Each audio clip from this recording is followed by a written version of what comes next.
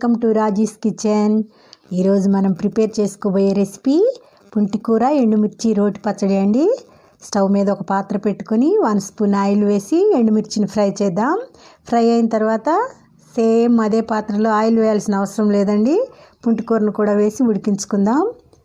ఈ పుంటికూర ఉడికేలోపు ఎండుమిర్చి ఉంది కదా, ఈ ఎండుమిర్చిని రోట్లో వేసి కొంచెం సాల్ట్ వేసి కోర్స్గా దంచుకుందామండి. మనం ఈ పౌడర్ని దంచుకునే లోపు పుంటికూర కూడా ఉడుకుతుంది.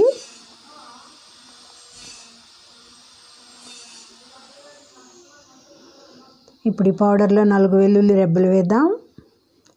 వెల్లుల్లిని ఎప్పుడు వీలైనంత వరకు మనం పొట్టు తీయకుండా డైరెక్ట్గా ఉపయోగించితేనే మంచిదండి. ఇప్పుడు ఈ ఉడికినటువంటి పుంటికూరను కూడా రోట్లో వేసి మిక్స్ చేద్దాం.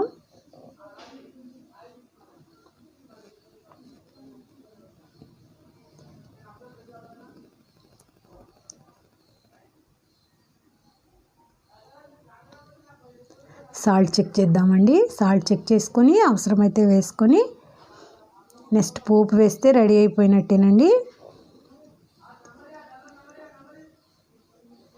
ప్రిపేర్ చేసినటువంటి ఈ పచ్చడిని సైడ్ పెట్టుకొని పోపు వేద్దాం.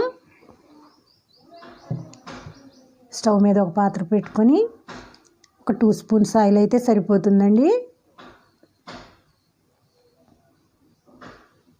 పోపు దినుసులు వేద్దాం. పోపులో ధనియాలు కూడా వేస్తే బాగుంటుందండి. ఈ పుంటికూరలో ధనియా ఫ్లేవర్ బాగుంటుంది. కొంచెం కళ్యామాకు వేసి ఈ పోపుని ఈ పుంటికూర పచ్చడిలో వేద్దాం.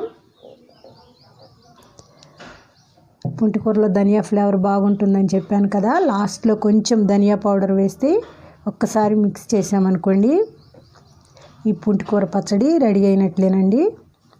వేడివేడి రైస్లో సైడ్ ఆనియన్ ముక్కలు పెట్టుకుని ఈ పుంటికూర పచ్చడిలో నెయ్యి వేసుకుని తింటే వావ్ అనాల్సిందేనండి మీరు. ఇంతేనండి, సింపుల్గా పుంటికూర ఎండుమిర్చి రోటి పచ్చడి. మీరు కూడా ఒకసారి ట్రై చేయండి. చూస్తున్నారు కదా, ఇంతేనండి సింపుల్గా. నెక్స్ట్ వీడియోలో ఇన్స్టెంట్గా పుంటికూర పచ్చడి 2-3 మంత్స్ వరకు నిల్వ ఉండేటట్లు 10 మినిట్స్లో ఎలా ప్రిపేర్ చేయాలో చెప్తాను.